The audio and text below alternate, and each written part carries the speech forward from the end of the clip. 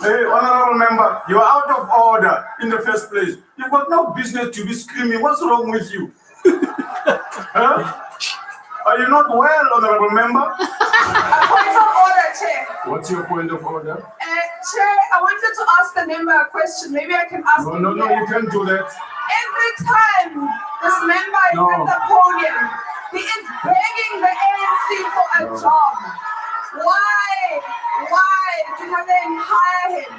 Please, honorable members, Deputy Speaker. honorable members. Yes, honorable member. Deputy Speaker, you would know that the parliamentary tradition of breaking the line is something that's frowned upon by members. While the Honourable Van Dam was addressing you, sir, the Honourable Sheikh Imam passed between yourself and the Speaker on the floor. It is a serious transgression of parliamentary practice, and I ask that you instruct him not to do that again. Honorable vessels, go ahead.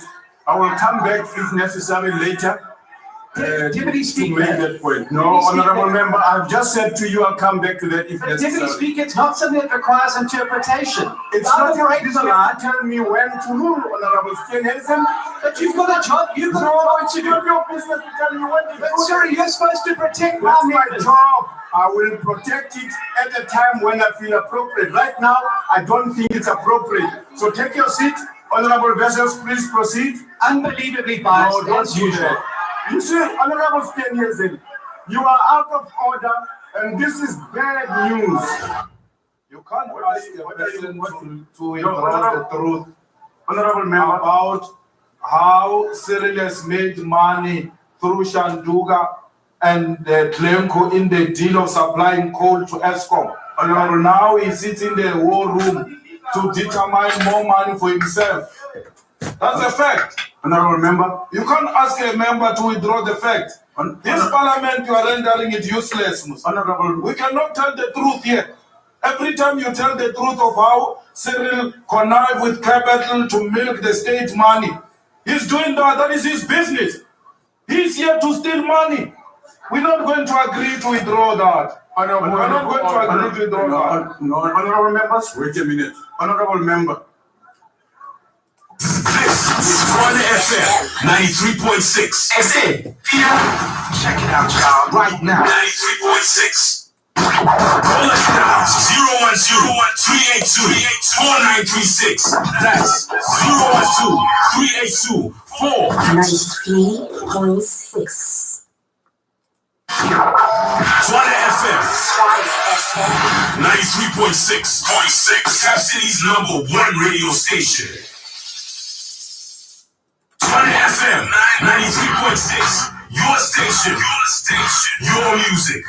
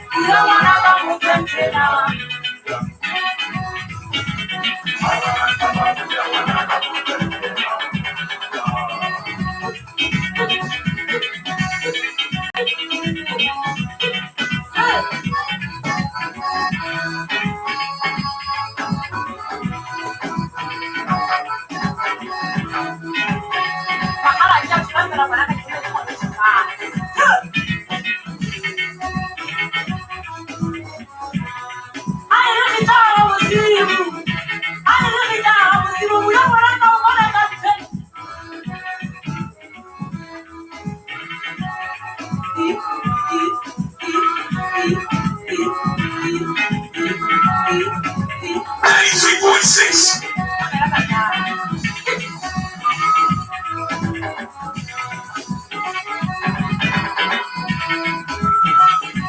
Trap City's #1.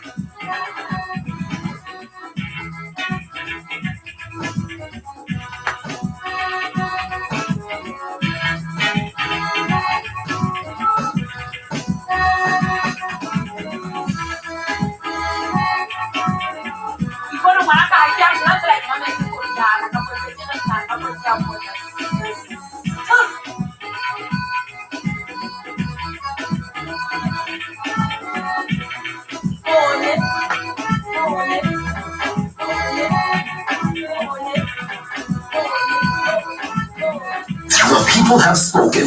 Unlock room 912. Good morning, my favorite lady, Lena. Hi, how are you? How are you, my love? Oh, good thing, good thing. You make me to every time like I'm asking myself to room myself because of your voice. Oh, wow, thank you. We will continue. How's your day? So good. Just let me hear your beautiful voice. Oh, man. Oh, wow. Okay. It's not everyone long as you are alive on air. The limit is lacking. Oh, man, come and begin. That is so much. Room 912 weekdays on Tshwane FM 93.6.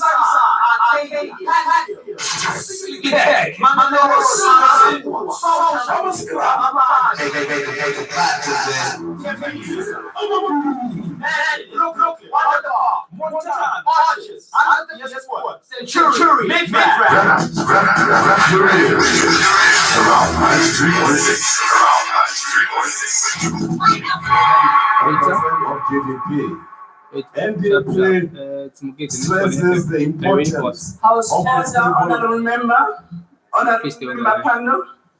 Chairperson, I don't know whether you were listening. And as the members have said, please be fair to everyone. The honorable member has not withdrawn. He did not withdraw.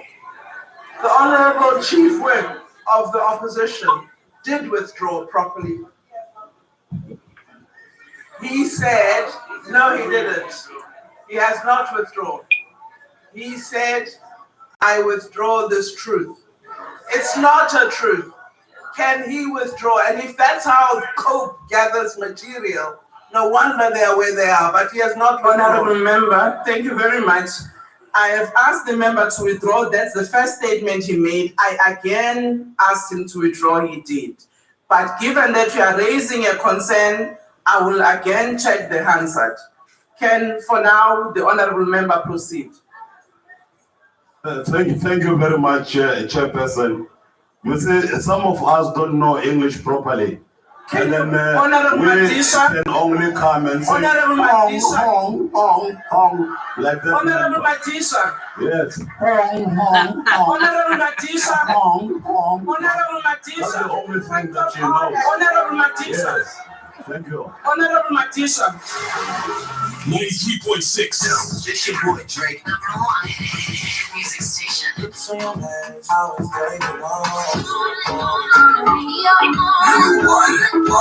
93.6. Hot new music. Just like fire. What's up? This is Pink. Tshwane. I know that I'm running out of time. Just like fire. Burning up the wall. Yeah, 31 minutes after the hour, 6 o'clock. It's a great evening to you.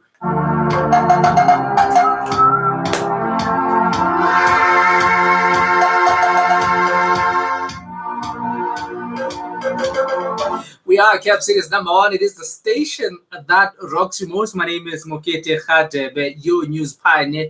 We do this every Monday till Thursday between the hours 6 and 8 p.m. where we give you nothing but the exclusive in terms of talk radio and news and actuality on the community-based radio stations. And of course, man, we are Tshwane FM 93.6, and we are the station that continues to rock you most. Otherwise, this is the Capital Talk, where we do, the magic until 8 p.m. Thank you so much for joining us. We're coming through to you live on YouTube. It is Mokete Radebe. We are on Facebook. It is Tshwane Space FM Space 93.6. Check it out. Check us out on Twitter. It is @Tshwane FM. Check @Mokete80. While on Instagram, it is Tshwane FM _official, and I am @Mokete_Radebe. When I bring this house on fire, 32 minutes have gone since the hour 6 o'clock. 0123824936.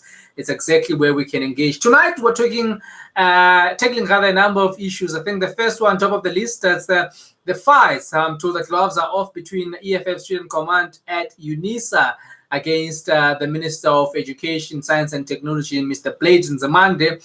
Furthermore, we discussed the outcomes of the 2021 matric results, and we've got analysts to talk to us on that one as well. And give us your view. Are you happy with the outcomes of the matriculants? What do you make of them? What's your take about the matric results? And, what do you make of the majority of it? I mean, I see out there, the Free State coming through just leading with 85.1%. Followed by Gauteng on 83.8%. The Western Cape is on 79.9%. KwaZulu-Natal 77.6%. The Northwest is 76.2%. Mpumalanga 73.7%. Limpopo a bit disappointing on 68.2%, with the Eastern Cape coming through at 68.1%, and then the Northern Cape on 66.0%. I think just if you look at as you go down on from the 70s to the 60s, you see the schools that are already struggling infrastructure-wise. If you look at your Limpopo, Eastern Cape, particularly Limpopo, Eastern Cape, that's in also, they've got the majority of rural schools. There is schools, in the Eastern Cape and Limpopo where there's no proper sanitation, there's no proper classes, so to say. So I think that's also, a gray area that we need to perhaps put our minds to, and tomorrow we'll be speaking to the equal education as well. 34 minutes have gone since the hour 6 o'clock, but for our first discussion, we'll be looking at this very interesting discussion here. And this one is, by Ulysses Sabua, and it is the gloves are off between the EFF Student Command and the Minister of Higher Education, Dr. Nzimande, on the intake of first-time entrants at the University of South Africa. The EFF Student Command member Wazani Majetse said that, who is also the president of the Representative Council, filed an agent application at the North Gauteng High Court in Pretoria on Thursday for the court to review and set aside the decision by Nzimande to cut Unisa's first-time entrants by 20,000. Sure. So 20,000 first-time students are being removed. And we're going to hear now from one of the members or one of the leaders from the EFF Student Command, and that is the gentleman joining us now. His name is Nkosnati. And Nkosnati is the secretary of the EFF Student Command in Unisa. Nkosnati, good evening, and thank you so much for joining us, Papa. Thank you very much for the opportunity. Let us also greet our fellow listeners. Indeed. It is indeed an unfortunate situation that's happening in Unisa currently. The minister has taken a position to exclude 20,000 black students. You understand? This is the most unfortunate thing to ever happen in a democratic dispensation in our country. So we find a black government taking a position to cut over 20,000 young people who will be stranded, who will be left to go and join drugs and stuff like that. So it's quite unfortunate that's happening in Tunisia currently. And as the EFF Command has taken a position that it will not happen, that as long as the movement could exist, will allow for people to be rejected in the term, and cannot be the post-stigma sport. We still have a situation whereby a minister takes a position unilaterally so to cut 20,000 black students. Understand? I might also add that this is not only new entrants. We've got a situation whereby returning Unisa students who do their high certificate, which is the bridging course that Unisa offers, are also rejected from the very same system again. Understand? So we've got our very own comrades who will not be able to come back this semester and register because of this 20,000 cuts that's happening currently at Unisa. So it's quite unfortunate what's happening. The gloves are really off, and I've taken a position that we will fight this thing through and through, you understand? And if these processes of court will fail us, I think it's upon us as young people of this country to take it to the street again, you understand? Because we've got literally nothing to lose, you understand? I have made my part. 37 after 6 o'clock. Tshwane FM 93.6 is the station that continues to rock. Nkosnati is joining us on the line. He's from the EFF Student Command in Unisa. I think for me, what is important, Nkosnati, is not so much what impact will this decision make. What is critical for me is what informed the decision. Under which circumstances did the ministry found itself having to make such a decision? Did you guys sort of interrogate, did interrogate the basis or the factors that led to the ministry making this drastic decision? Did you guys interrogate that? Has there been communication between you guys and the ministry with regards to this? No, my brother, no sort of communication has happened. And this government has just taken a position to exclude people without any consultation, without any scientific basis on why are they excluding 20,000 black students. But of course, this is happening under an anti-government which managed to meet PPE money during these critical times of COVID. So what we are having is a situation whereby we must procure vaccine and no one knows where the money for vaccines will come from. So this could be seen as another aim to cut budget and so forth. But no consultation has happened with us as the students to say this is why we are cutting down on 20,000. No such. So, like you have to read it on the news, you have to read it on our social platforms once the decision was already taken. So we are really caught aback by all of these things that are happening. And of course, they've taken advantage of this COVID thing that because you can't meet, you can't gather, students can't organize themselves under this difficult time of COVID, that they are going to muscle their way and make decisions that are anti-black, that are anti-students. These are positions that go and contravene our constitutional rights of education.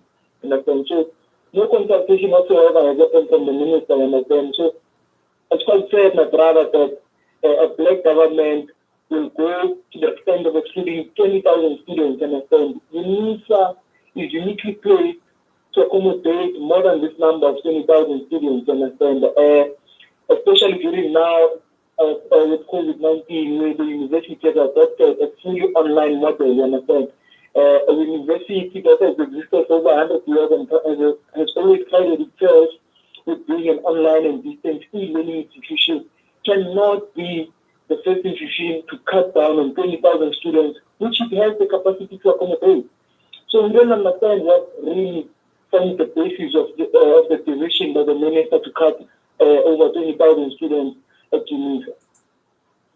39 minutes have gone since the hour 6 o'clock at Tshwane. We are now speaking to Nkosinati from the EFF Student Command at Unisa. 20,000 of their first year students are going to not be given a place, according to what the Minister of Higher Education and Science, Education, Science and Technology, Mr. Nzimande, has alluded there, and they are not agreeing with that.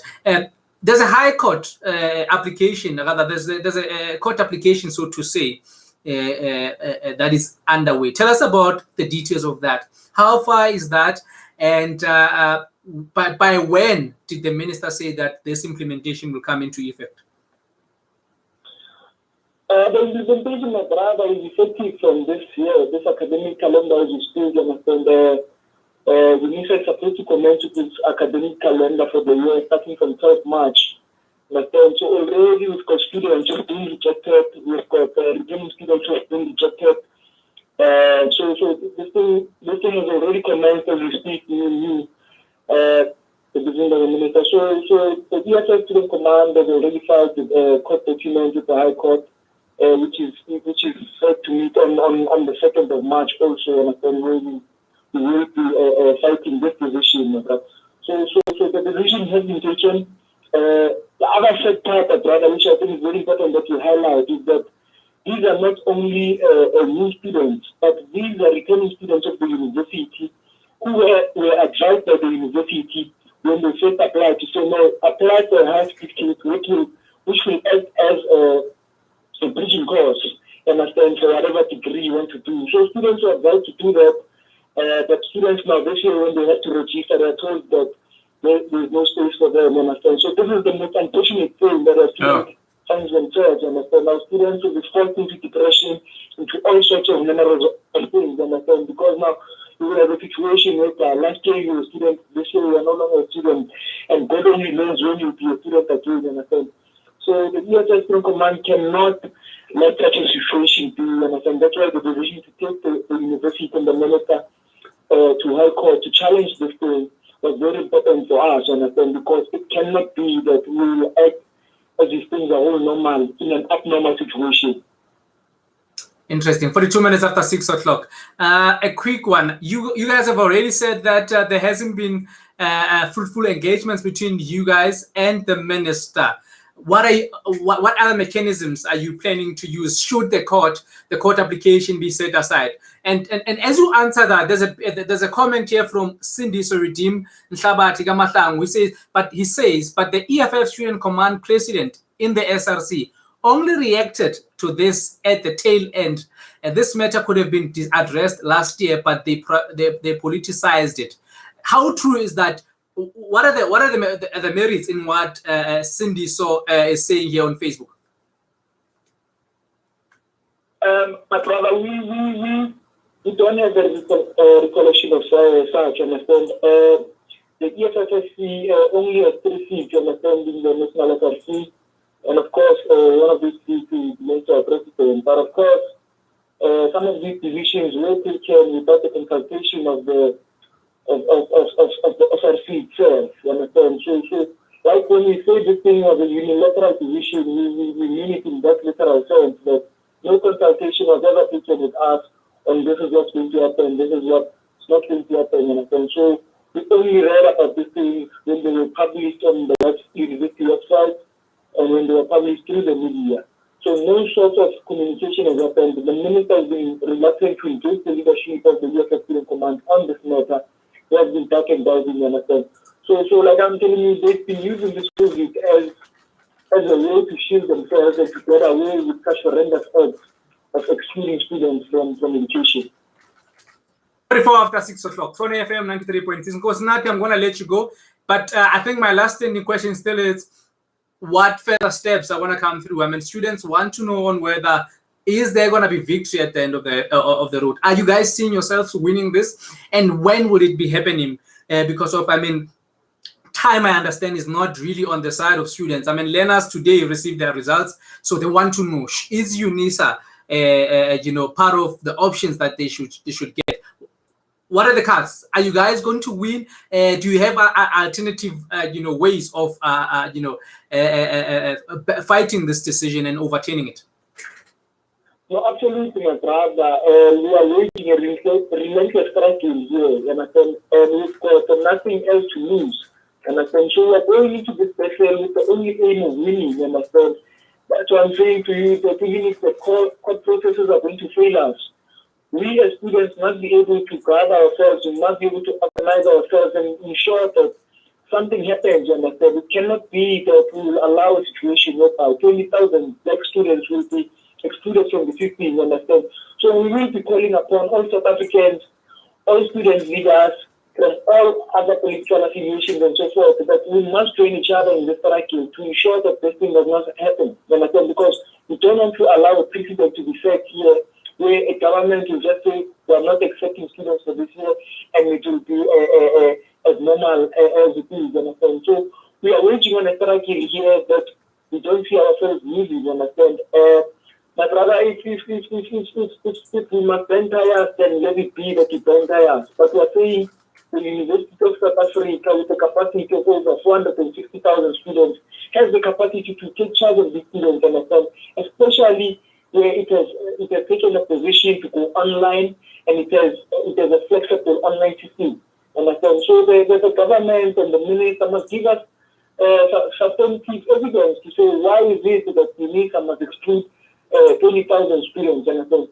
So we are waiting on a struggle that we don't see ourselves losing.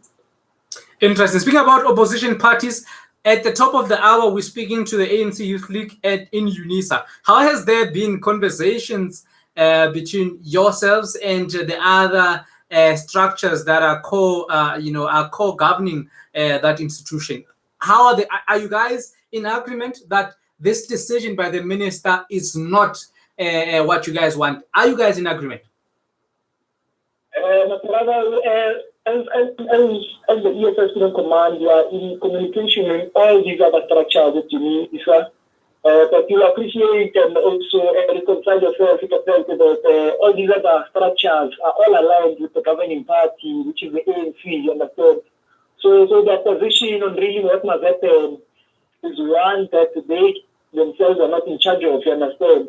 We've got, in fact, this is the sad part of that with all, you understand? We've got leaders who are afraid to take a stand because of their political affiliations, you understand? It's very, very hypocritical of them to be fighting their own ministers and etc.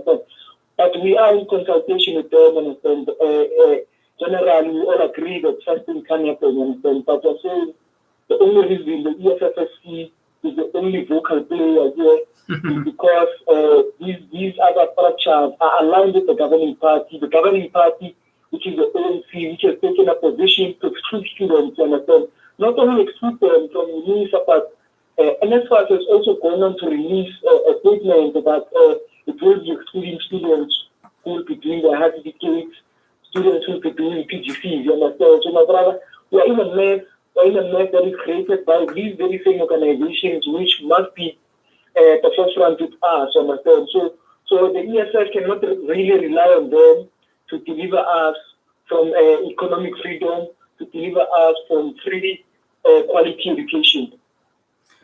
48 minutes have gone since the hour, 6 o'clock. Nkosnati speaking to us all the way from the University of South Africa. He is the Secretary General of EFF Student Command in Unisa. There's a big, fight there where the minister has declared that 20,000 of their first year students will not be allowed. They said there's going to be just a cut of 20,000 from that point on. And yeah, man, Nkosinathi says if tires must bend, that's exactly what will happen. Nkosinathi, thank you so much for your time, Baba. We'll definitely be speaking to you in the near future, just to sort of gauge in terms of how far are you guys in terms of negotiations. Our hope is that it doesn't have to go to the streets, that it can be solved in the boardroom. But have a lovely evening. We wish you all the best, sir. Thank you very much, Baba, for having the EFFSC tonight. We want to urge all students of this country, all students of Unisa, to come and join us on the 2nd of March as we take the minister and the university to the High Court to demand access to education, to demand a stop to exclusion of Black South Africans in this country to the education system. And this government wants to keep us ignorant, but we will refuse. We want education, and we want education now. Just before I go, just a quick pointer. You keep on mentioning black. Is it only specific to black students, or that's what the minister outlined? But the Unisa makeup generally is that majority of our students are black, poor students of this country, my brother. So it does not come as really a surprise to us, or to say which majority of the race groups in South Africa affected by this position. I hear you. We know that the majority of the people who are affected are Black South Africans of this country. All right, interesting. Have a lovely evening, my brother. Oh, thanks for having us.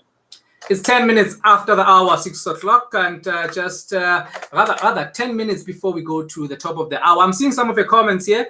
Khomoto Kubzaza says, I really behind the EFF Student Command all the way. The minister is anti-black, and Cindy Soridim is making a very important point. Unisa is co-governed by the EFF Student Command and DA. PYA is not in the governance of SRC, DASO. And Tembisilet's episode, Unisa says DASO has only one seat nationally. All right. Cindy, so if there's anyone from DASO available, please feel free to just, inbox us their number there. And we'll definitely do the most and invite them on this very same show at this point in time, and also just share their view. I think you raised a very important point there. It's just that in some of these things we don't have the necessary information. But thank you so much for highlighting that important factor there. I want to take a short break. We speak to Kabelo Mahlobo on, he is the national spokesperson of the Educators Union of South Africa. We speak to him about the matric results, and we come back. We speak to the ANC Youth League at Unisa, and hopefully by then we'll be getting someone from DASO joining us as well.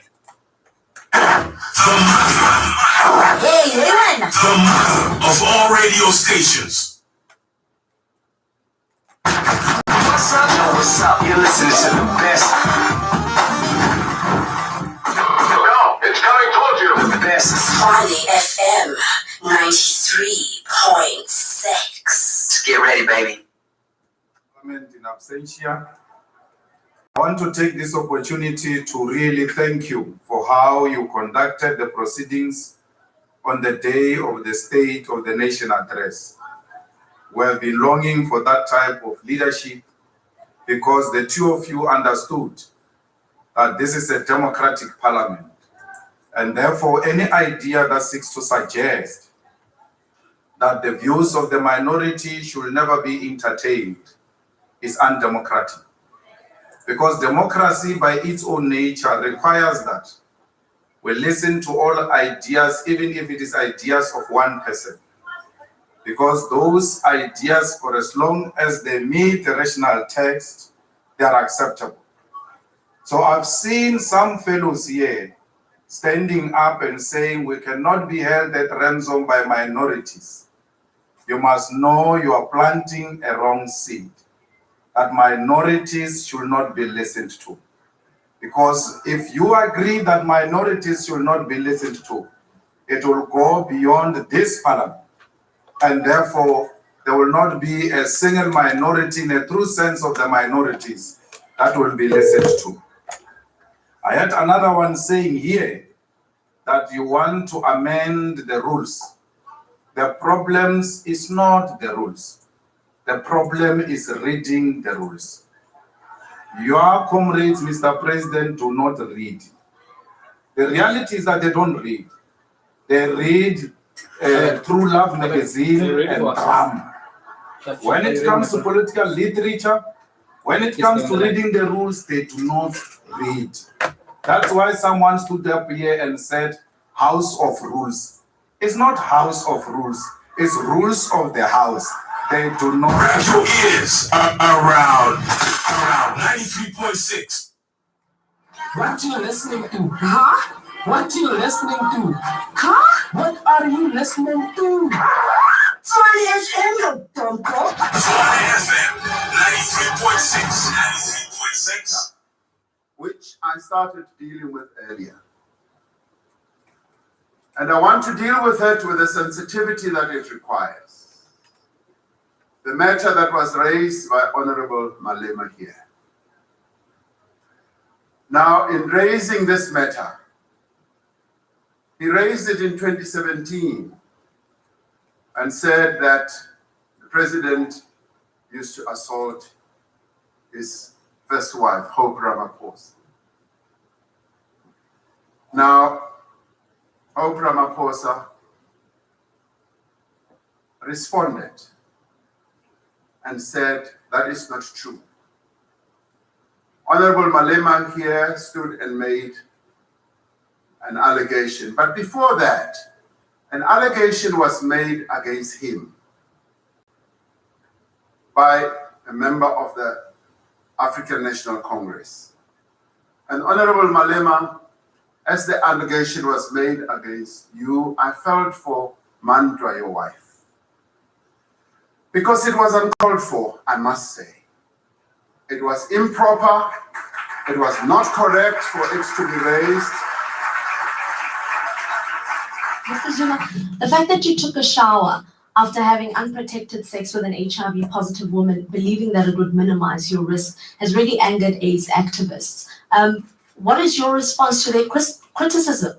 But if we have been in the kitchen, my dear, peeling onion, you wash your hands, not so. What was funny about washing your hands after doing something, after washing yourself? What's the problem? But Mr. Zuma, AIDS is a big problem in this country. And saying things like taking a shower. Hygiene is a big problem in this country. Clean yourself. 5-6 after 6 o'clock, Tshwane FM 93.6. We are the station that continues to rock you most, and we are still, tackling issues around education and, of course, what is happening at the University of South Africa. Now, you remember just earlier on, I was giving you statistics in terms of how things came through with, our matriculants for 2021, and this is, I think, amid everything that has been happening with regards to our matriculants. I mean, you remember that, they came through in the year where COVID-19 was rife. And if you look at the Free State, just leading there with 85.1%. If you look at provinces like Limpopo, the Eastern Cape, and the Northern Cape, you begin to see, that the scourge of inequality in our society, remains a true reflection, especially when you see such figures. You know that schools that are in particularly, more better, urbanized areas, so to say, are doing fairly much better compared to schools that are in, devastating, conditions. I mean, if you look at Limpopo, it's always in the headlines where children have died falling into a pit. If you look at Eastern Cape, you'd see children having to cross a river to go to school. So you could imagine with COVID-19 and its regulations, I don't want to imagine that there was even any attempt of remote learning in such areas. But Kabelo Mahlobo Khan is here. He is the national spokesperson of the Educators Union of South Africa. Just short and sharp, please, want to speak to us about all those results. Kabelo, good evening. Thank you so much for speaking to us, my brother. Kabelo? Hello. Can you hear us, Kabelo? Yes, I can hear you. Awesomeness.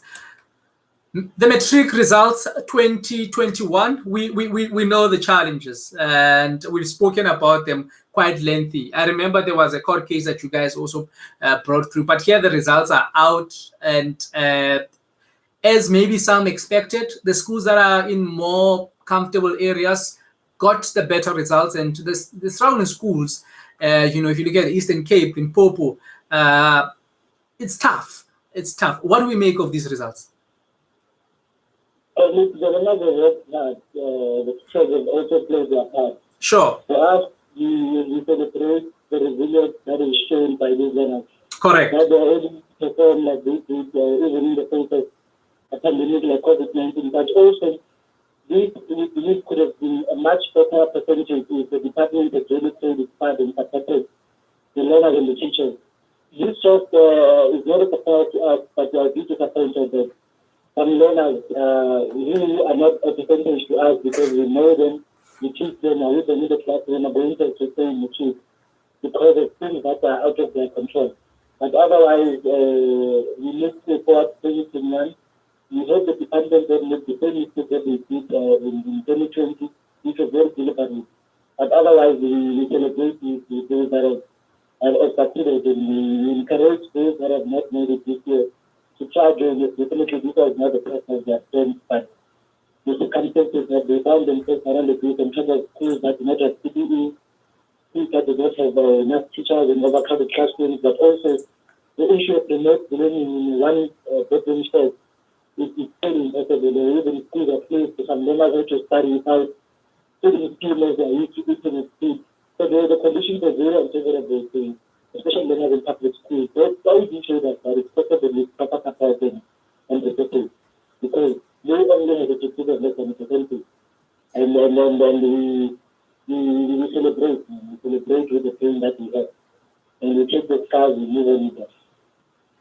Kabelo, you would agree with me that what we are seeing now, and I think, pardon me on this one, I'm largely interested in the reflection of the inequality in service delivery, particularly in, and this has been consistent, by the way. And I think we take away nothing from those matriculants that have done extraordinarily amazing work. I mean, if you look at, especially those that had to use your Kansas, and I applaud the young people and the teachers or educators in those schools, especially in rural areas where, really life is difficult. The infrastructural development is just not there.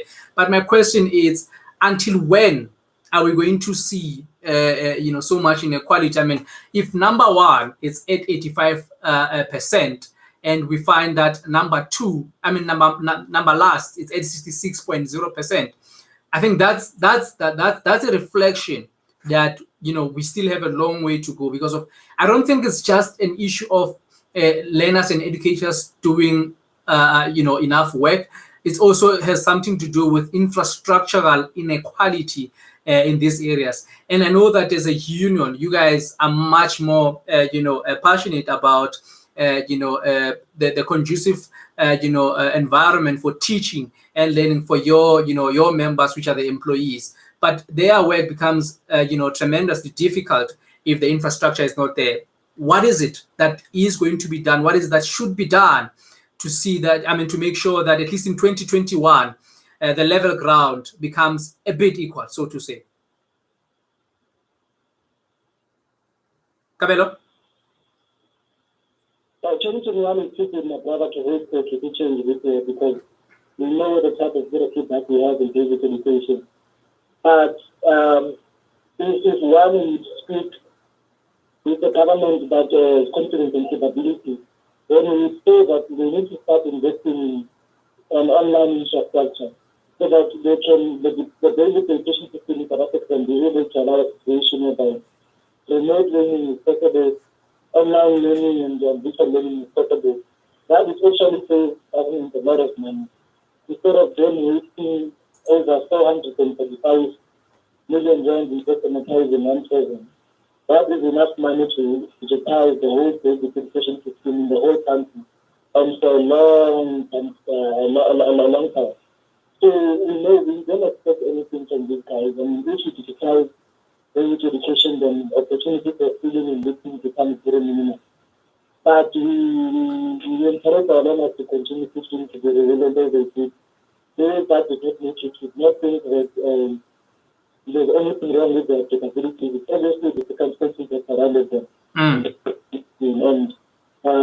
just to be resilient. And but also South Africa is the capability of putting on the ground.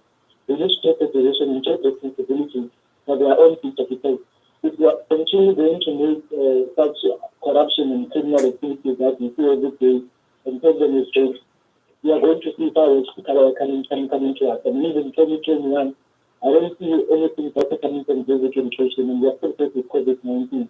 Remember, we went to having the basic education to do that.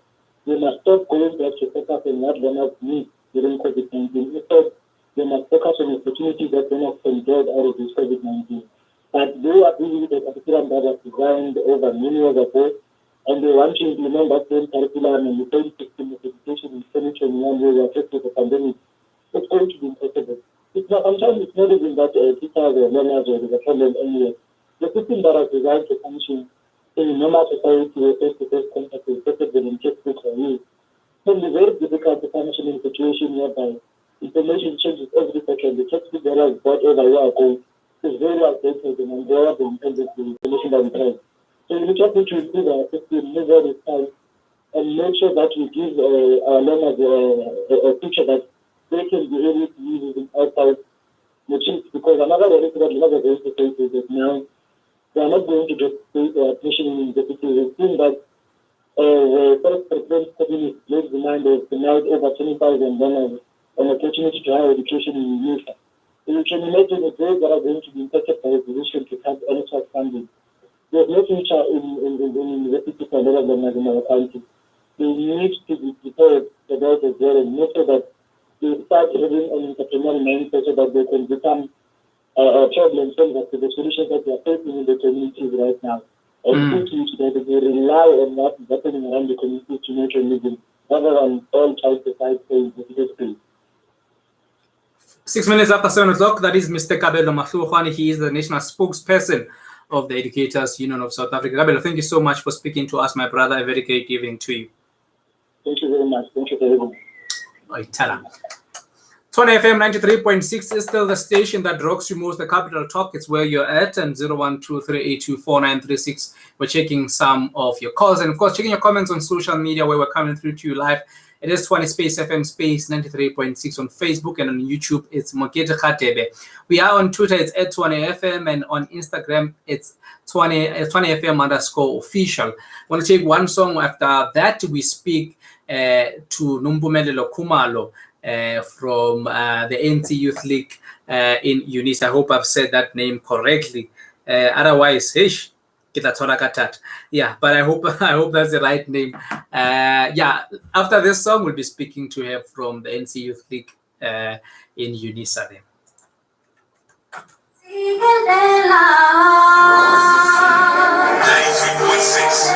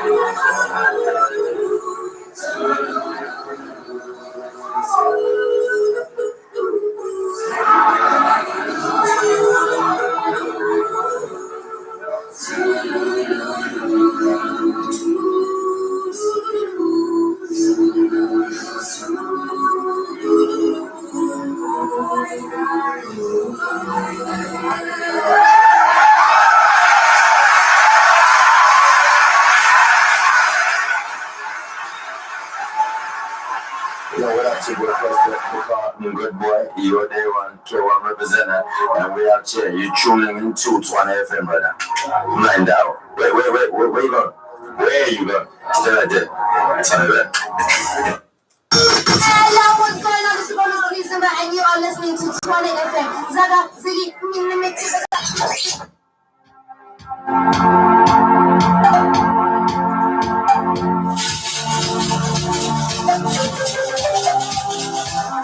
13 after 7 o'clock, the top story for our discussion today. And the Ministry of Higher Education has decided that is going to cut first-time entrance at Unisa by 20,000. 20,000 first-time students won't be allowed, from the original number of the first-time entrance of the University of South Africa students. And earlier on, we were speaking to Nkosinathi from the EFF Student Command, saying that, they will do whatever it takes to ensure that that decision doesn't get to see the light of the day. I'm checking some of your comments right here on social media. And I see, that's Hlatigazi Zizi, Miss Patu says, Fuyiswa, Sipungu must stay here and listen to Mpumi Kumalo about to unpack after the song. And I see Kathy Mira as well. It seems as if Mpumi has rented a crowd here. Baro Sharp interesting. 14 minutes after 7 o'clock, Tshwane FM 93.6. We are all about education tonight, and Mpumi Kumalo is joining us on the line. Mpumi, good evening. Thank you so much for availing yourself to speak to us tonight. Hello, Mpumi. Hi. You sound like you are not in the right position. Can you change, maybe move around? Probably. Try saying that again. Well, now I can hear you. Okay, awesomeness. We can hear you properly. I think one of your friends here, I think it's Tab, who said you need water. I think you really needed that water, but it's fine. We can hear you clearly now. How are you, my sister? I'm very well. How are you? I'm great. I'm great. Just earlier on, we're speaking to the EFF Student Command, raising critical points regarding the decision by the minister to cut 20,000 of your first-year entrance. Are you aware of that? What is the position of the African Nation of the ANC Youth League in Unisa? The ANC Youth League in Unisa, we don't agree with the call that has been made by the Minister of Higher Education, the Nzimande. That place is very incompetent in the position that it's in, because you cannot say that you are boosting the number of 20,000 students. Where are those students going to go? And the other thing is that Unisa is an students. So the legislation Mpumi, allow me to interject there, Mpumi. I think your line is a bit sketchy. I'm not sure if you can perhaps move around. Just move around and say hi again. Hi. You sound a bit better. Better. Yeah, it sounds as if you've placed us on loudspeaker. Are you on loudspeaker? You were. Yeah, remove us from the loudspeaker and then we'll be able to hear you properly. Okay. Okay, are we okay now? Yes, I'm okay now. Perfect. Go for it. So you are rejecting the position, rather you are rejecting the view by the minister, which is okay, which is an important point. But what is fundamental for me, and I asked Kosinati from the EFF Student Command, is decisions are not made, just out of the blue. And my question was, did you guys interrogate, the contributing factors that led to the ministry making this decision, and where did this come from? And I saw one of the people in the comments saying that this is not something that just came today; it's been coming. And what I want to understand is, what are the reasons behind this decision by the ministry? Are you guys aware? Hence, we tried to shut down in Unisa, and we looked at that those 20,000 in the university.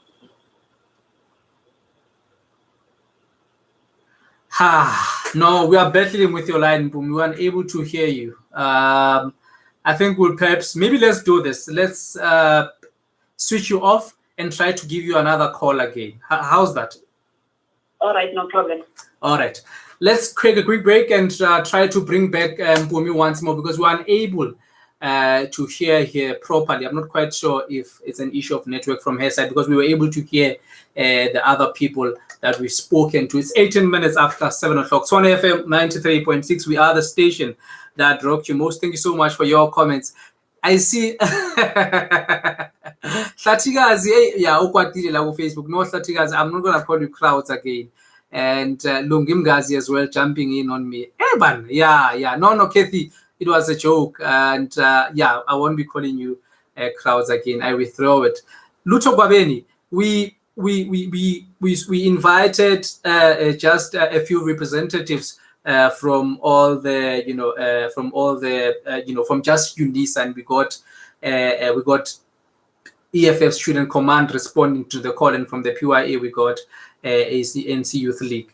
Siposake, you have my number. You know what you need to do.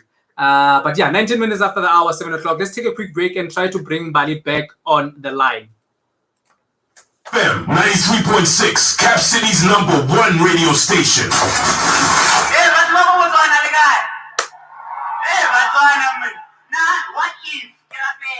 What if you get the president of Mzala?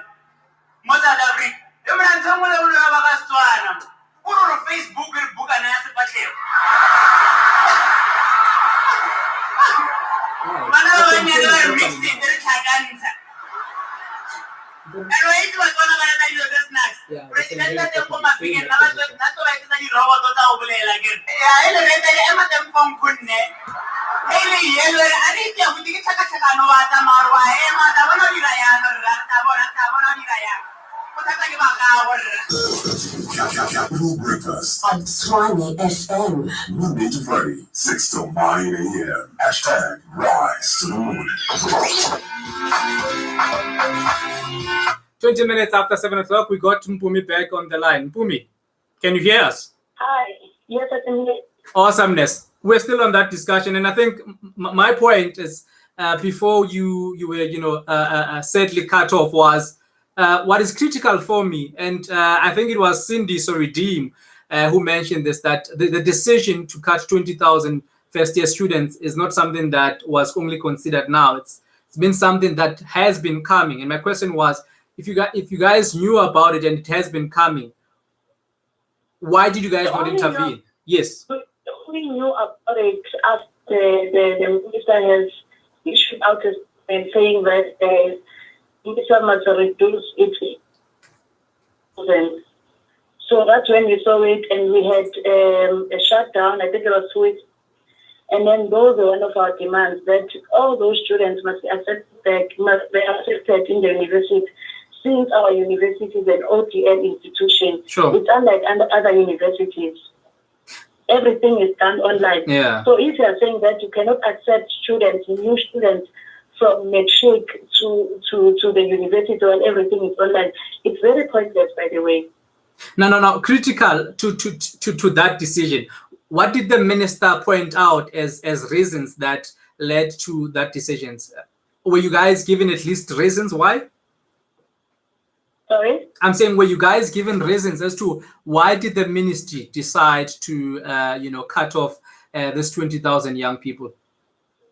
We were not given reasons. We just saw that on the statement that we issued. Amazing. 22 after 7 o'clock.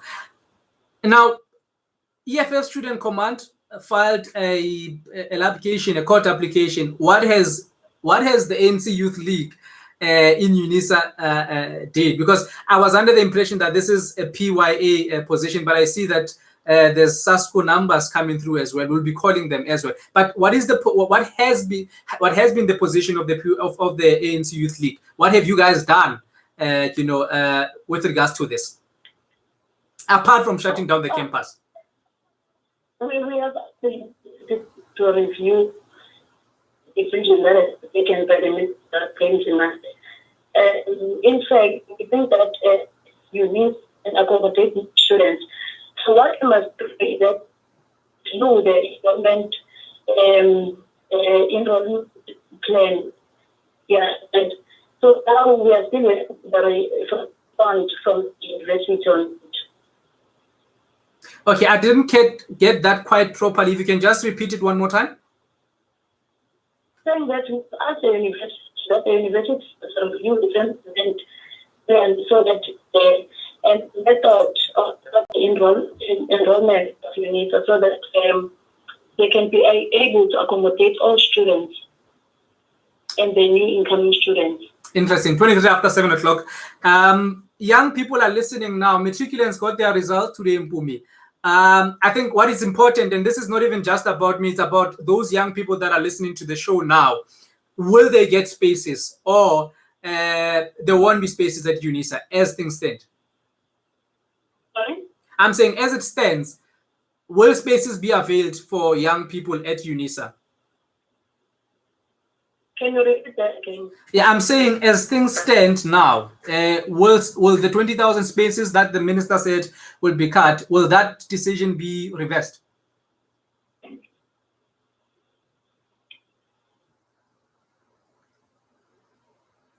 All right, 24 after 7. Yes, Mpumi, do you hear us?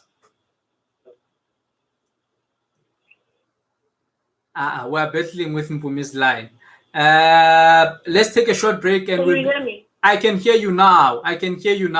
Our question was, now, can you certify to the young people that are hoping to get spaces at Unisa that spaces will definitely be available?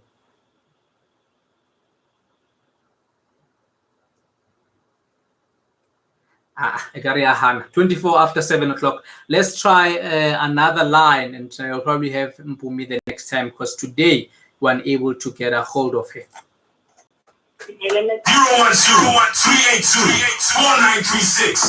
That's 012-382-493.6. You know, some of the judges, they don't need your qualification. They have nothing to do with your education, Vujisha. Vujisha. Boy, since it was 1909, 1910, long before I was born, Saulo, got 1916, Vujisha. Got 1928, Mandela ba motshwara e ba moya. Saulo o le seala. Ga le be le 2015. Ba tshaba le yo bela ba e hama. Yeah, stay on the line. Raba Saulo. Raba. Yes. Tshwane FM 93.6.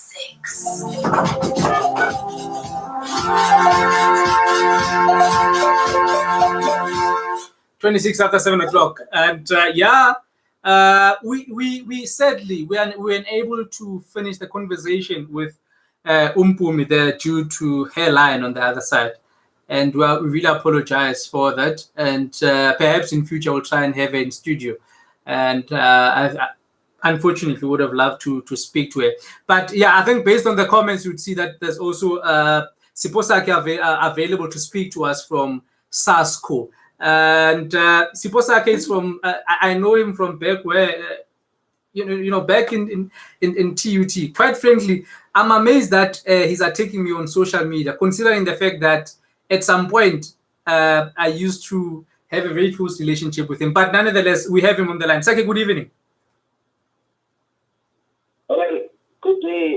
My name is Nzimande at the branch leadership of SASCO in Unisa, Sunnyside, Campus. Oh, okay. I'm sorry. I thought it's Sake because of this is how I got the number. But thank you so much, my brother. Just your name once again. Okay. Thank you so much, Mr. Keto. Apologies on that. I thought it's Sake because he's the one busy here on social media. And you are from SASCO, I believe. Yes, the branch leadership of SASCO. Okay, awesomeness. And here's a quick one. And obviously because of time, the impression was that when ANC Youth League has spoken, then that's the position of SASCO. But nonetheless, you guys are here and we can still take you. The minister has outlined that 20,000 first-year students will be cut. And I would like to know your position. What is your position as SASCO? And how have you reflected this position in just during this period? Well, our view as the South African Student Congress in SASCO, Unisa Sunnyside Campus, we firmly reject the minister's view, first of all. We think it is unfair on the most marginalized students. We think it is a disadvantage to the masses of our people because first of all is that you can't reject 20,000 students because when you reject them, they become potential criminals outside of our communities. Because you are denying them access into an institution of higher learning and they go back into their, what you call them, classes. Then they become potential criminals. It becomes a problem. There's no productivity in our communities. So we vehemently reject that view as the South African Student Congress, which is the leader of the National EFFSC in Unisa. We set a meeting with the management. We have reviewed policies that spoke about matriculants that are not going to be rejected based on that 20,000 students. We are going to allow them to enter into institutions of higher learning so that they liberate their homes, they become better people in their families and other communities. So It is not a matter of becoming or focusing on the matter of those comrades getting into institutions of higher learning, but it is a matter of them getting a better education. Because one, we've got a problem in Unisa whereby Unisa has a problem of accepting many students in terms of what is capacitated to do. That is why the minister took a decision to make sure that it cuts down a certain number of students. Even now, you would recall that there were 2 semesters in Unisa, but the minister has said that there should be 1 semester, which is we are against that. It is one of the fundamental problems that we have, because Unisa is an OCL system, open distance learning institution. So it cannot be changed now because of some certain reasons, because of the minister. Now, permit me to interject there. Permit me. Yeah, permit me to interject there. I like those reasons. Let's speak about those reasons. How critical are those reasons that were tabled by the minister? Was there discussion between the leadership of students in Unisa, the management, and a team perhaps from the office of the ministry, just to assess those reasons? And because what I want to understand is, did the minister wake up one morning and said to the Unisa leadership that you guys must not accept 20,000 of these first-year students, or there was perhaps conversations leading to that? Because I like the fact that you had mentioned, rightfully so, that you are part of the SRC and you guys have been in conversations on a number of things. So what is critical for me is what informed this decision. What were the reasons? Let's interrogate those reasons against the impact that this decision would have on students. What were those reasons and how critical were they? Well, first of all, I would like to register to you that there was never a consultation with the student leadership. There was never a consultation with the student populace. Because if you recall, in terms of organizational memory and institutional memory, that previously what we do before an institution takes a decision, mass meetings would be called, whereby students are called into a mass meeting, they are engaged. The management wants to hear the views of the students. So if the students reject or accept based on, of course, substantial reasons, but that has never been done. Even the SRC has never been consulted on such decisions. And that's why now we are surprised, in fact, we are shocked by the minister's announcement. But what we can tell you is that we have a huge problem of the new vice chancellor who is undermining the student leadership. She does not take the student leadership into confidence. She does not take the student leadership seriously. That is our main concern, because the student leadership and student activism plays the paramount importance in terms of the governance and the operational institutions of how things are done in terms of the university.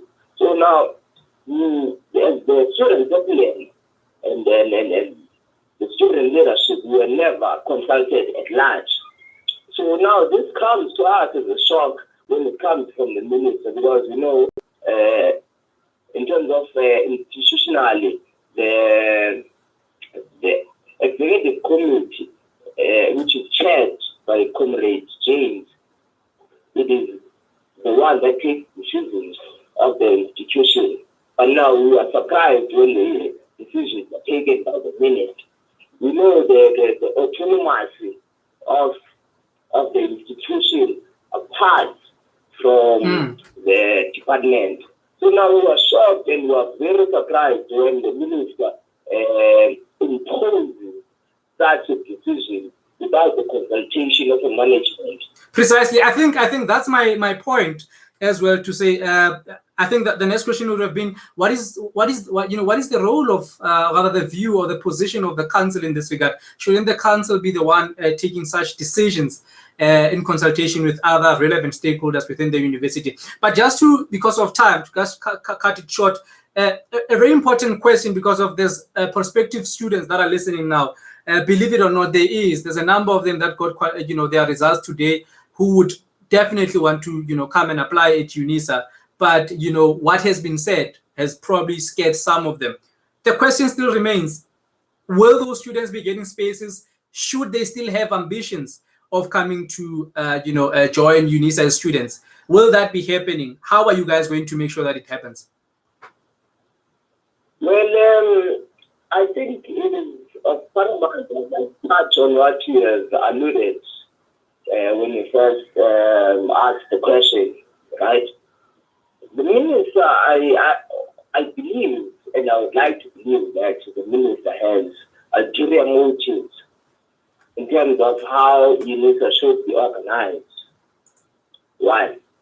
Secondly, coming to the question is that one of our principles as a South African Student Congress is that through our Right to Learn campaign, that students should gain access into institutions of higher learning, and they should know these students that is left behind, correct? So we will make sure, and we will make all means to make sure that all students regain access into institutions of higher learning by fire, by force. Doesn't mean that the South African Student Congress shut down the institution. We need to just to make sure that those matriculants who are excluded by need will gain access into institutions of higher learning, which is unique in this particular moment. So we are very sure and we are very much confident that we will fight for student needs and will advocate for student needs at all costs, at all times.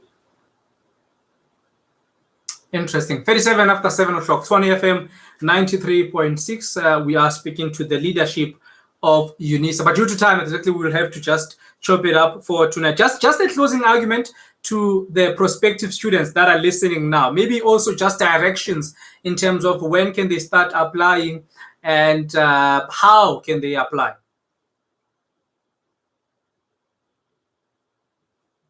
Are you still with us? Hello? Yes. Are you still with us? Yes, I'm still on the line. Okay, I'm saying your closing argument as we let you go, and perhaps just in your closing statement, if you can advise prospective students in terms of when can they start applying and how is it, how can they easily apply in Unisa? Well, the application process goes as follows. Since COVID-19, there's no contact or manual application processes. There's only an online application process. One, you need to provide your matric certificate and your ID copy. That's how simple it is. Secondly is that Unisa is an open distance learning institution. So if you're working maybe perhaps in the Department of Defense, you're able to apply. There are no contact classes, unlike a PUT, unlike that. Correct? Outside of that, in conclusion, is that Unisa is a very welcome university, welcome each and every student. You also got higher certificates, what you call in other institutions, bridging courses. You have, your higher certificate in education, your higher certificate in law. The APS score is very low, but it is a bridging course that enables you to enter into your medical course. So now we would advise all the students who have got an age or a diploma to apply for those qualifications, and they join their first training campuses, which is the South African Student Congress. They will be there to make sure that you are Congress through our institute that is called the Right to Learn campaign. There will be no student which is left behind. And I mark my words, we're going to fight playing fire by fire. This means that you are going to wage relentless war against Nzimande. We will do so because we've got nothing on our side, but we dare not fail the student populace in our current generation. Interesting. 40 after 7 o'clock. That is Inga from the South African Student Congress speaking to us. I like the emphasis there on the student South African Student Congress there. Thank you so much, my brother. Have a great evening. All right, awesomeness. 40 after 7 o'clock, we now move to Professor Berihanyane in the Northwest University. We speak to him about matric results. How do you feel about the 2021 matric results? I think with the Free State taking it up with 85.1%, and of course, the least performed province there, that was the Northern Cape. But I think a round of applause to our young people that have done well during this difficult moment with so many things that were happening during the COVID-19 season. We take a short break. When we come back, we speak to Professor Berihanyane. Her name is Tshwane. She's not there. Now, I just want to say to Tshwane, if you see anybody wearing a red overall and boots approaching you, run, my girl. Run. And don't look back. As we deliver this budget vote speech on the eve of Monday. I'm just greeting to no Honorable Nkosi. That is completely out of order. Honorable Nkosi. Professor. That's completely out of order. Please continue. And Officer Dr. Josie is not married and is available. Honorable members, Prof, are you ready for us? we appreciate the presence of Please stay on the the line. minister's daughter in the gallery, and that's where it ends. Please continue, Minister. Thank you very much, Honorable. I want to rock with you.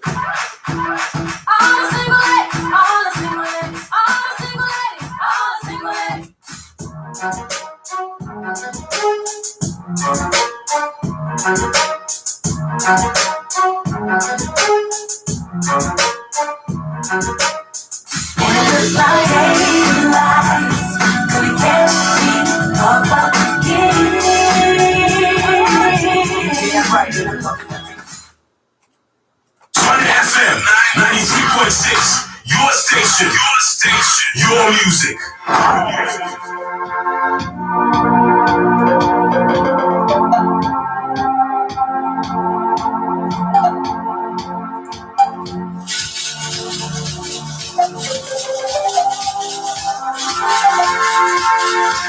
For 3 after 7 o'clock, Tshwane FM 93.6 is the station where we are with you at this point in time. And as it stands, 76.2% is the pass rate for the year 2021. Of course, as we look at them in terms of their chronological order, Free State is at 85.1%, and Gauteng coming through on 83.8%. The Western Cape is on 79.9%, with KwaZulu-Natal at 77.6%. The Northwest, where Professor Berihanyane is currently joining us, they're on 76.2%. Do you guys have a premier? Okay, but it's fine. We'll ask him now. Mpumalanga 73.7%, Limpopo 68.2%, the Eastern Cape is on 68.1%, while the Northern Cape is on 66.0%. Professor Berihanyane on the line joining us. Prof, good evening. Good evening, Dr. Radebe. Good evening to your listeners. How are you, sir? Well, we're toiling. We're still at the office. The year has begun in earnest. The table is full of assignments, so there's work to be done. Before we jump into discussions on matric results, and I was speaking to the student leaders of the University of South Africa on an interesting conversation. Now, the Minister of Higher Education, Science and Technology has made a call that 20,000 of their first-year students won't be allowed, or rather will be cut in this year. and they are protesting against that. Do you find any logic behind that decision? Is it something that makes sense to you? Well, look, it depends on how you look at it. Internally, questions such as capacity should be looked at. But then externally, factors such as enough resources to fund and support that particular cohort. Is it made available? Is it one way of looking at it from an outside point of view as a way of curtailing and introducing stringent yet austerity measures when it comes to higher education expenditure?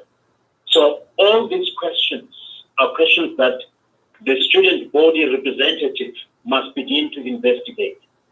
It doesn't help to linger and argue from position of speculation without necessarily dealing with the facts, so that in the end, all these challenges are dealt with in a more pronounced, more scientific yet direct way of seeking a permanent solution. Interesting. Let's move into matric results. I saw Musi Maimani are taking Panyaza Lesotho with the fact that the Free State has actually topped them with leading the matric results. Is it justified? Yeah, it comes as no surprise. Remember, as much as one can laud Panyaza's ministry, if you want to call it that way, there were grave concerns around issues of expenditure. I'm probably referring here to the budget that was spent on sanitizing of schools. Okay, I think that will be an albatross on his neck, to use the pun very carefully.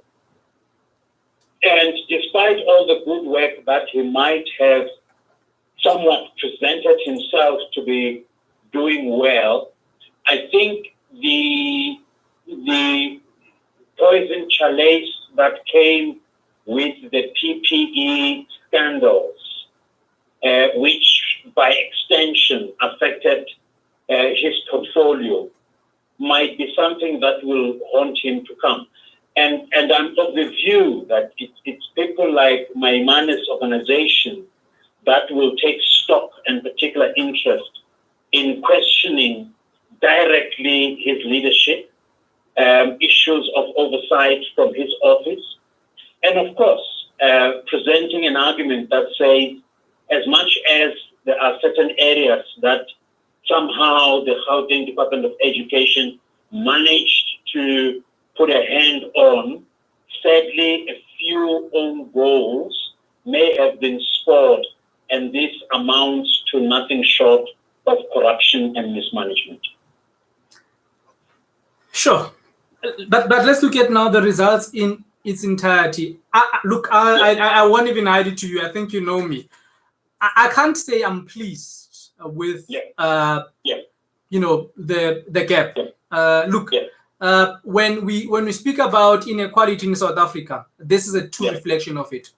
Look at the provinces Limpopo, Eastern Cape, and Northern Cape. We haven't had a lot of news around the Northern Cape, and maybe it's because of the Premier tries by some means or Brussels to just manage it. But Limpopo, Eastern Cape, and you look at Western Cape, Gauteng, Free State. That worries me because, and look, Prof, we must not shy away from this. We may be on air now and as presenters and appear to be speaking good English, but the reality of it is that we are Limpopo, Eastern Cape. We are from those schools where there's lack of appropriate infrastructure. We saw computers for the first time when we come to university, and that is inappropriate. Some of our friends saw a computer from grade 1. You get my point, Prof? And this is high level stuff that I'm speaking about, because in Limpopo we know cases of young children who fall into ditches at a school because of how na toilet accumulated, and that is worrisome. In the Eastern Cape, we see video clips of young kids who are forced to cross rivers before they can arrive at school.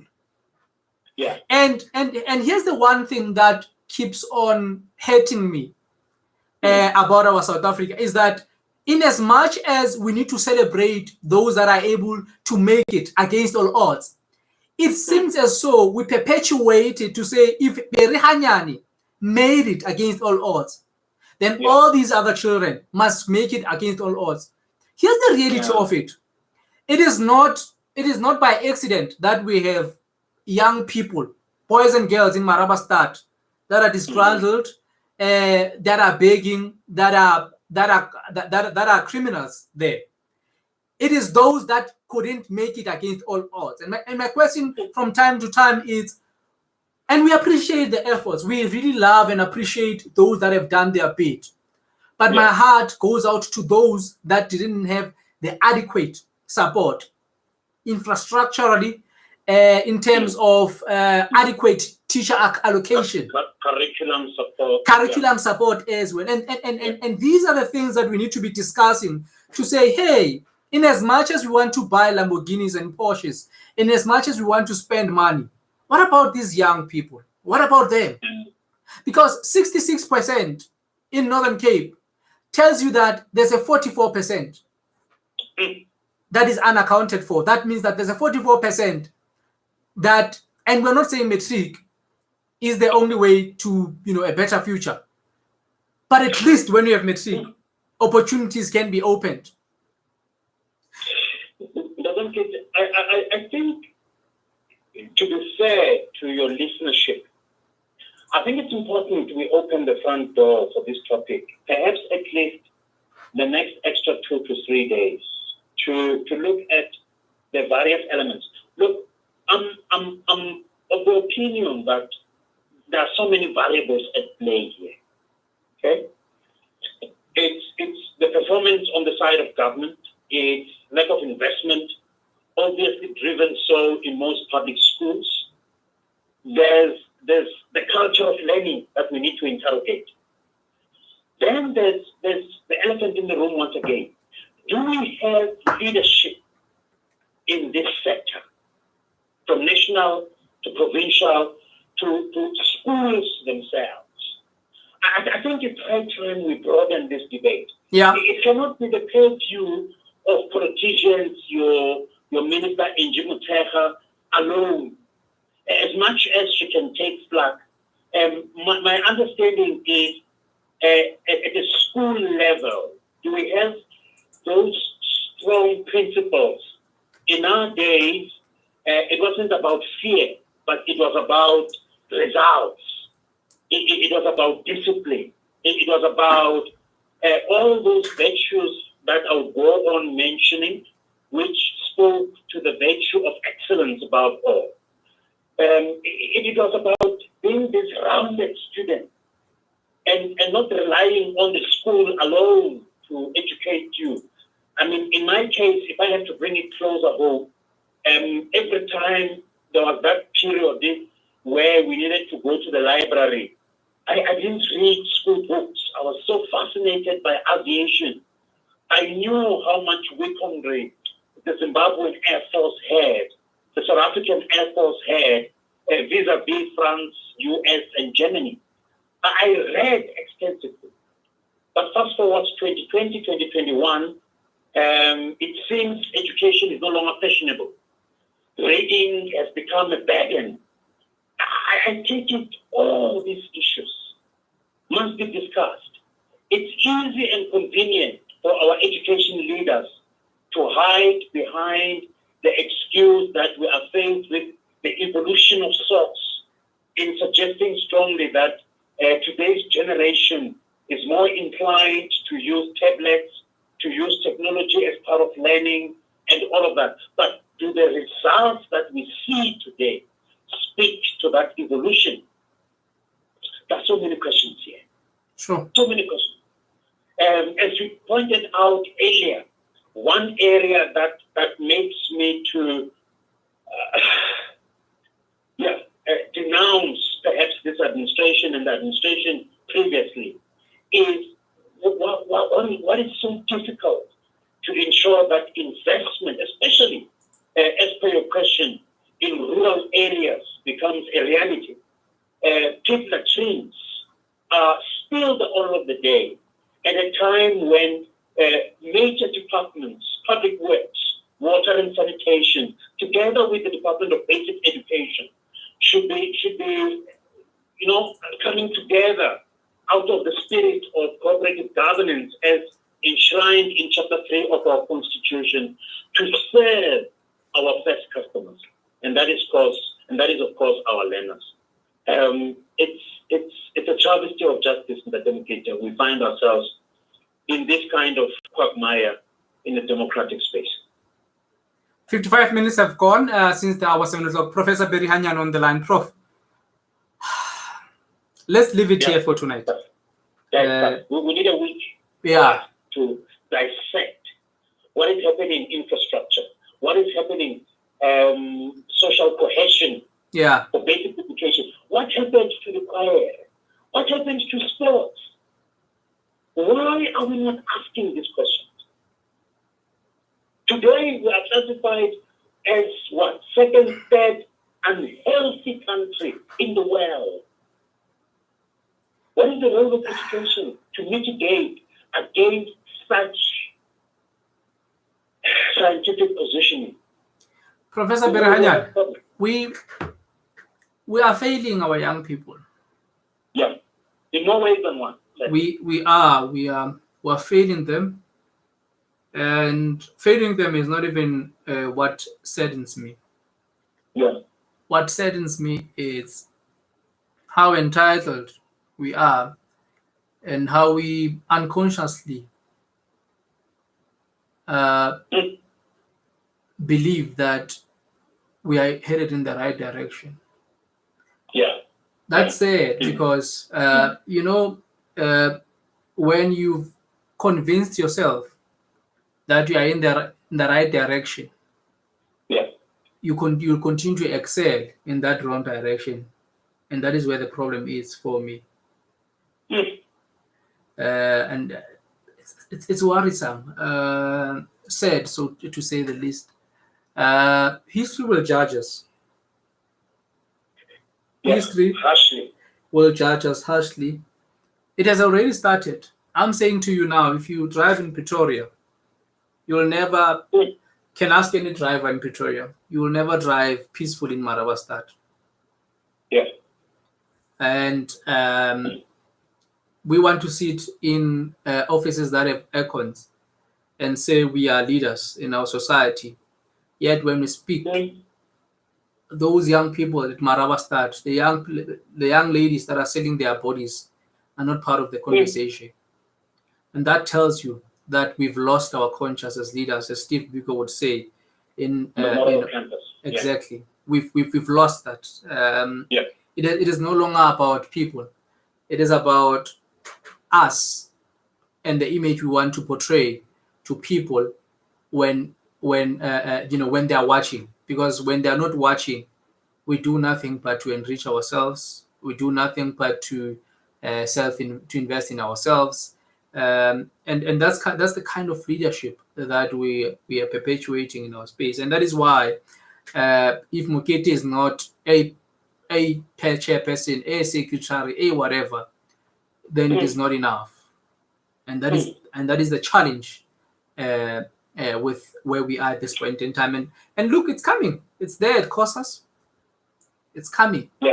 So you could imagine if it's at COSAS and it's on top in your age group. But just there, Dr. Mokete, why are we still having these so-called revolutionary organizations not adjusting to current circumstances? You have their allies in government, and yet there is this kid glove soft approach to providing alternative to adopted policy positions. Why are these organizations not coming with constructive ways of challenging programs and government policy. We still want to take that quasi-military approach to seek solutions. Our unions, you hear them when there's a demand for salary increases. What is their role when it comes to teacher well-being in schools where these teachers themselves are victims today? Something is not gelling here. Correct. It's 8 on top of the hour, Prof. Let's leave it here. In any case, they're not even listening. If they are listening, we've probably angered them. So otherwise, we'll have a scene. It's 8 on top of the hour. Thank you so much for availing your time, Prof. Have a lovely evening. Splendid one to your listeners as well. Tshwane, this is where we leave it. That was Professor Berihanyane all the way from the Northwest University speaking to us. We leave it here tonight. The Cape City Nights is coming through between now and midnight. Great music still coming through between now and midnight. But yeah, let me start you with this one. I'm sorry, mama.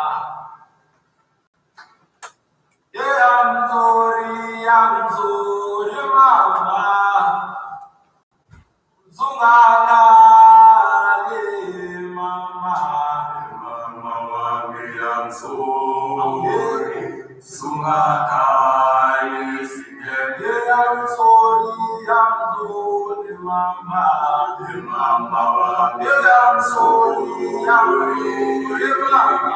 mama wami, I'm sorry. Mama wami, I'm sorry. Sungakai singen sungasalulali mama. Mama wami, I'm sorry. Mama wami, I'm sorry. Mama wami, I'm sorry. Sungakai singen I'm sorry. Mama,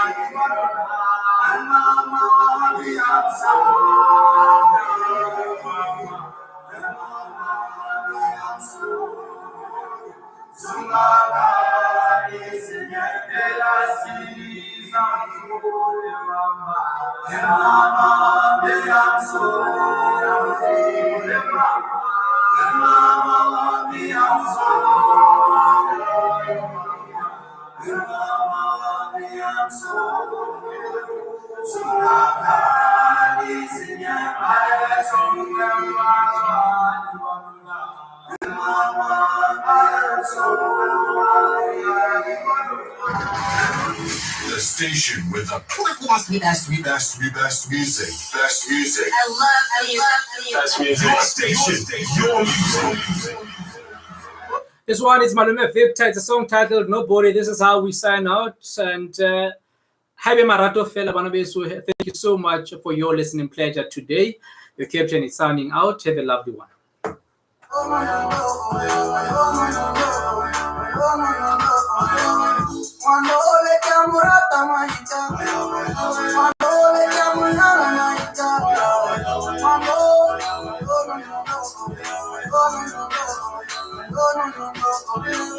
Nobody wanna see us together. I'm hiding when I get hard on my bed.